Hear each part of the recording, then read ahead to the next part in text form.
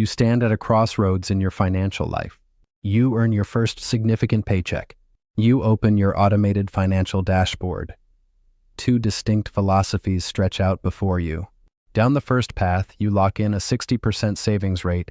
You become the accumulator. You instruct the AI to sweep every spare dollar into broad market index funds. You ruthlessly cut all unnecessary expenses. You sacrifice the present to build an absolute fortress of wealth. Down the second path, you choose a different algorithm. You become the optimizer. You set a steady 20% investment rate, but you deliberately funnel capital into a separate account, the memory dividend. You risk a smaller future portfolio to maximize your current life. Both paths promise financial freedom, but one of them is a psychological trap. Down the first path, the math takes over. You are 32. Your portfolio is snowballing. You witness the raw, compounding power of your capital.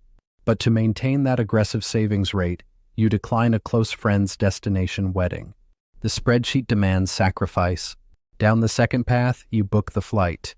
You understand the mental model of the memory dividend. An experience bought at 30 pays psychological dividends for 50 years. That same trip at 60 pays out for only 20. The accumulator builds a higher net worth. The optimizer builds a richer personal history. You trade financial capital for experiential capital, a deliberate choice. On both paths, the screen bleeds red. You are 35. A global market correction hits. Tech sectors fracture. Interest rates shift. 30% of your portfolio vanishes in a month. On the first path, the psychological blow is devastating. Your entire identity is tied to your net worth. When the number drops, your self-worth plummets with it. Extreme financial optimization creates deep emotional fragility, a house of cards. On the second path, your financial portfolio shrinks, but your baseline remains entirely stable. Your true wealth is diversified. It lives in your experiences, your skills, and your relationships. You sleep soundly, insulated from the panic. On the first path, you reach the summit. You are 45. You cross the millionaire threshold. According to the 4% safe withdrawal rule, you are mathematically free. You can stop, but the habit of hoarding has rewired your brain.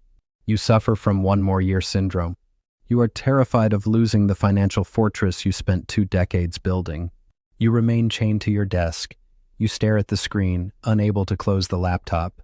You won the financial game, but lost the ability to stop playing. On the second path, the timeline accelerates. You are 50. You have not hit a massive, multi-million-dollar milestone, but you embrace the quiet power of stealth wealth. You ignore status games. You reject lifestyle inflation. Instead of working relentlessly to build a massive surplus, you use your capital to buy back your time. You transition into a phased, part-time consulting role. The accumulator remains a prisoner to a high-income career. The optimizer buys freedom a full decade earlier, despite having less gross capital. Time comes for both paths.